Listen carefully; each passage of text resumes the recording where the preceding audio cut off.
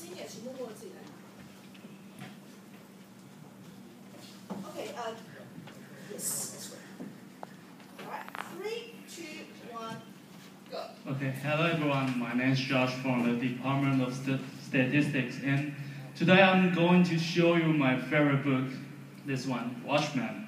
And you might heard of it, and maybe even watch the movie based on it. And if you did, I think you might like it. And you can call it a comics, but I prefer to say it's a graphic novel. It's the only comic book who won the award and was selected to be one of the 100 greatest novels since 1923 by the Time magazine. And so today I'm going to make a little introduction of it. And first, DC and Marvel. So maybe you guys know that there are two main companies in American comics. One is DC and Marvel. The Marvel is more popular these days because all the movies like Captain America, Thor, the Avengers, the Hulk, Iron Man. And DC is like Superman, Batman, and the Green Lanterns. And you can see it has DC sign here, so it's from DC company. So, and this one, Alan Moore is the writer of The Watchmen, and he's also the writer of the V for Vendetta and Constantine. I like him very much because all his books have different from other superhero stories. If you keep thinking during you watch a book or watch a movies, you might get a little bit something after you watching it. So, and you can see the box office that all the movies based on his books, and The Watchmen has the highest box office. It's about $107 million. But actually, Alan Moore didn't get any of the money from these movies because he's a strange person and he has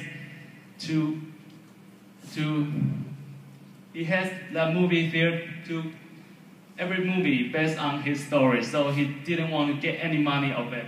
So he gave all the money to the people who draw the pictures, so didn't get any money. And so I'm going to show you the characters.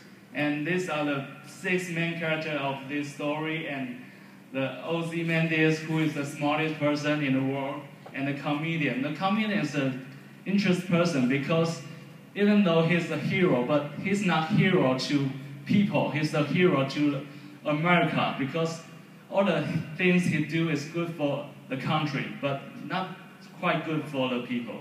And the Night-Owl is just like a Batman. He has so many things to become the hero.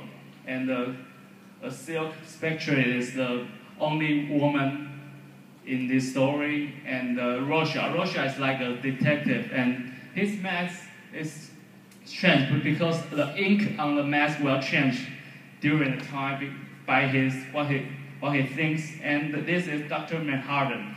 He's the only person who has superpowers in this story. So these people are all heroes, but he's the only one who has powers because by this accident. And I'm going to tell you a story. And the story, it all begins from the comedian was killed by someone, and Roger decided to make a little investigate of it, and he finds that there's someone planning to kill all the heroes, and including himself and his partners. So at the same time, when Dr. Manhattan was on the TV show, and his old friends and his old partners jumped out and said they get cancer because all his power, and the American government decided to investigate of it, so he decided to go on the Mars and think of what he did for a while.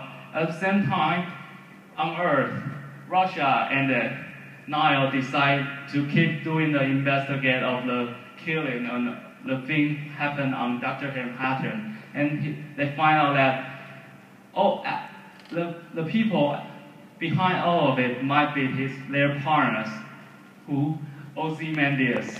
So they go to the basement in the South Pole and look for him. And Ozymandias said, yeah, he did it. He did all the things because he wants to make the world getting better. So he made several few explosions around the world in the big cities, and so many people died.